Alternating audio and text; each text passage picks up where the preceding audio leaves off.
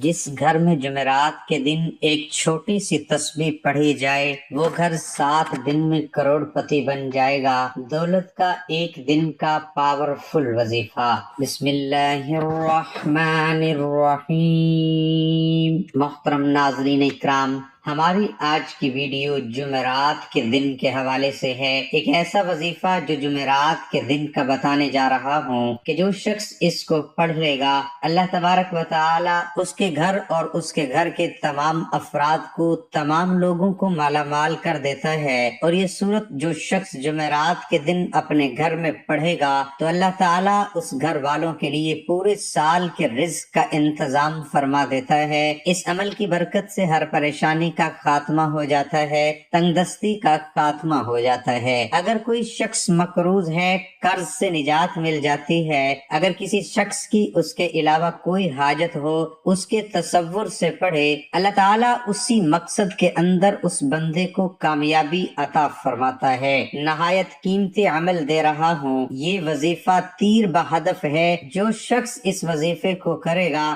اس کے گھر امن کی برکتیں پورا سال رہتی ہیں۔ اور اس لیے اس قیمتی عمل کو جاننے کے لیے آپ اس ویڈیو کو ضرور دیکھیے گا، کیونکہ یہ موقع زندگی میں بار بار نہیں ملتا۔ بس آپ اس عمل کو اپنی ڈائری میں لکھ کر رکھ لیں اور جب بھی جمعرات کا دن آئے تو اس سورت کو صرف ایک بار اپنے گھر میں پڑھ لیا کریں۔ یہ ترتیب جو طریقہ کار میں آپ کو بتاؤں اسی کے مطابق آپ لکھ کر رکھ لیں۔ ہر جمعرات اس عمل کو کرتے رہیں، کسی اور عمل کرنے کی ضرورت نہیں پڑے گی۔ وہ دوست احباب جن کی کسی کام کے اندر کوئی بھی قسم کی رکاوٹ ہے، جو بڑے بڑے وظائف سے حل نہیں ہوا، وہ دوست احباب جو ڈاکٹروں سے مایوس ہو چکے ہیں اور بیماریاں ان کے گھر میں آ چکی ہیں، جو جانے کا نام نہیں لیتی، ان دوست احباب سے گزارش ہے کہ اس عمل کو ایک مرتبہ ضرور آزما لیں، چاہے تو ایک جمعرات کر لیں یا پھر ہر جمعرات کو یہ عمل کر لیں، یہ آپ کی مرضی ہے۔ حضور کریم نے فرمایا کہ جو شخص پہلے مسجد کے اندر آتا ہے اللہ تعالیٰ اس کو ایک اونٹ ذبح کرنے کا ثواب دیتا ہے، جو بعد میں آتا ہے اسے ایک گائے ذبح کرنے کا ثواب ملتا ہے۔ اور جتنی جلدی ہو سکے آپ عمل کو ضرور کر لیں۔ اللہ کے فضل و کرم سے آپ کے لیے رب کائنات رزق کے ایسے دروازے کھولتا ہے، جتنی جلدی ہو سکے آپ اس عمل کو ضرور کر لیجئے۔ میں آپ کو بتا دوں، اگر اس وظیفے کو اپنے گھر کے اندر اس ترتیب کے ساتھ پڑھ لیں، سب سے پہلے غسل کرنا ہے، اور غسل کرنا ویسے بھی سنت ہے۔ آپ کی شادی کے اندر رکاوٹ ہے، کاروبار میں رکاوٹ ہے، آپ قرض دار ہیں، ان شخص کے لیے یہ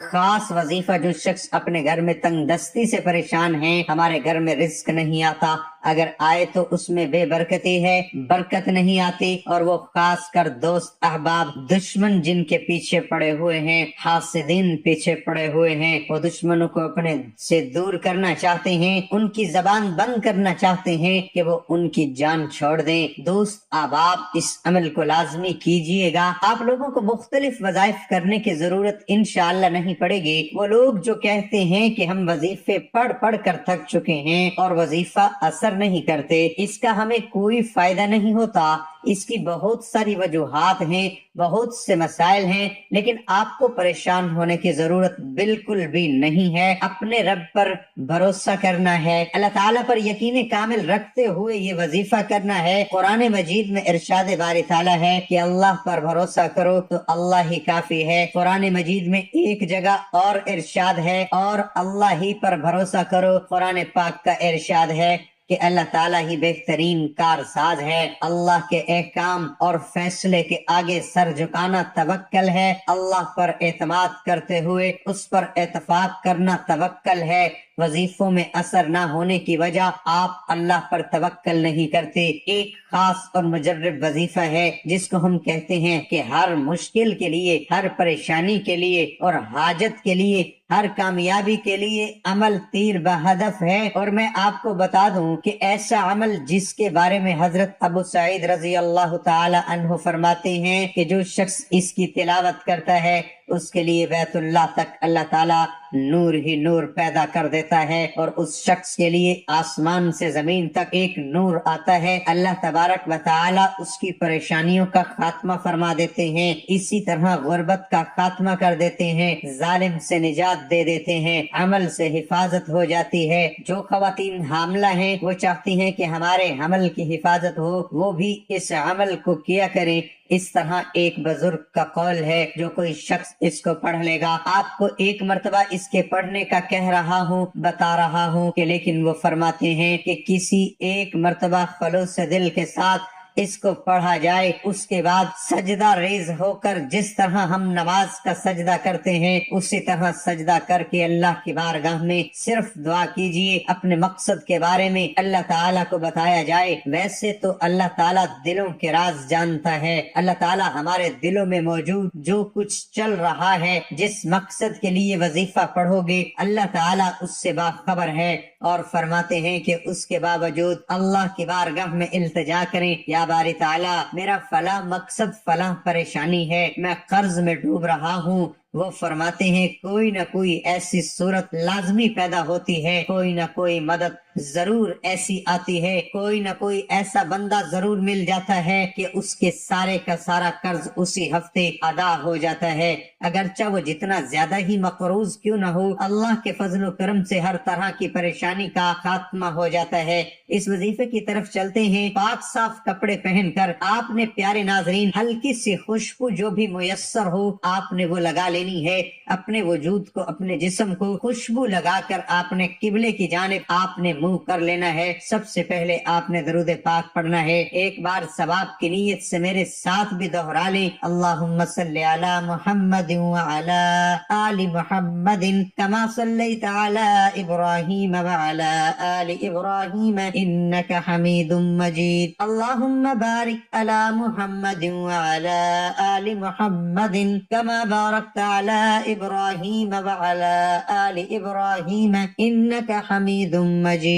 اب آپ نے سورۃ کوثر کی اس طرح سے تلاوت کرنی ہے کہ سب سے پہلے تعوذ اور تسمیہ آپ نے 11 بار پڑھنا ہے، یعنی کہ 11 بار پڑھنے کے بعد ناظرین آپ نے استغفار پڑھنا ہے، 11 بار پڑھنا ہے۔ تمام گناہوں کو جن گناہوں کی وجہ سے یہ مشکلات کا شکار ہوتے ہیں، پریشانیوں کا شکار ہوتے ہیں، یہ نہیں ہے کہ ہم پر جادو جنات ہو جاتے ہیں، کوئی بندہ ہمارے اوپر جادو کروائے، بندش کروائے تو پھر ہی ہمارے معاملات خراب ہو سکتے ہیں۔ اللہ والو، ہم نے جو گناہ کیے ہوتے ہیں ان گناہوں کی وجہ سے ہی ہم کسی نہ کسی مشکل، کسی نہ کسی پریشانی کا شکار ہو جاتے ہیں۔ اس لیے آپ نے 11 بار بسم اللہ الرحمن الرحیم اور 11 بار استغفار پڑھنا ہے، اور اپنے وظیفے کے اندر تاثیر اور طاقت بھی پانا چاہتے ہیں، جہاں مقصد میں کامیابی کو کھلی آنکھوں سے دیکھنا چاہتے ہیں، صرف اور صرف اس سورت کو بتائے گئے طریقے کے مطابق پڑھ لیجئے گا۔ یہ سورت مبارک ایک شخص، ایک صحابی نے پڑھی۔ جب کسی سورت کی بلند آواز سے گھر کے اندر تلاوت کی جاتی ہے، ان کے گھر سے ہر طرح کی پریشانی، مصیبتیں ختم ہو جاتی ہیں۔ آپ نے 11 بار بسم اللہ الرحمن الرحیم پڑھنا ہے، پھر 11 بار استغفار پڑھیں۔ استغفار کیوں پڑھنا ہے یہ بھی بتا دوں۔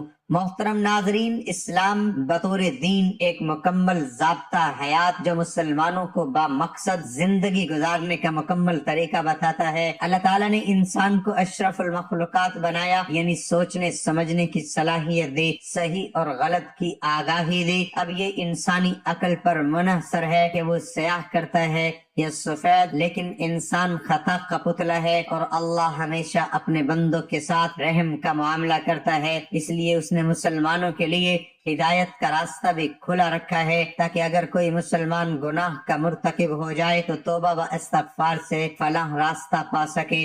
استغفر اللہ، یا اللہ مجھ گناہ گار کو بخش دے، یہ ایک سادہ لیکن طاقتور دعا ہے۔ گناہوں کے بوجھ سے اگر دل بھاری ہو، ذہن پریشانیوں کا شکار ہو جائے تو استغفر اللہ کی ایک سادہ سی دعا آپ کے دل کو پرسکون کر دیتی ہے، جسے کسی بھی وقت جب بھی चाहे पढ़ सकते हैं। बिला शुबा तौबा व इस्तगफार करने से अल्लाह अपने बंदे पर रहमत के दरवाजे खोल देता है। हमारा दीन हमारे गुनाहों से बचने का दर्स देता है। लिहाजा अगर खालूस नीयत के साथ तौबा की जाए तो बारगाह इलाही में कबूलियत का दर्जा पाती है और गुनाहों का खात्मा हो जाता है। अल्लाह ताला ने कुरान मजीद में मुसलमानों की फलाह के लिए इस्तगफार के फवाइद बताए हैं। ये रहमत के दरवाजे खोल देता है। कुरान मजीद में एक जगह इस्तगफार की अहमियत इस तरह बयान की गई है कि अपने रब से मुआफी मांगते रहो, बेशक वो हमेशा मुआफी देने वाला है। यानी अल्लाह यानी सिर्फ अल्लाह से रहमत के तलबगार रहें, क्योंकि वही मुआफ करने वाला है। एक हदीस के मुताबिक नबी करीम सल्लल्लाहु अलैहि वसल्लम ने फरमाया कि अल्लाह ताला ऐसे शख्स को अपने अर्श के साये में जगह देगा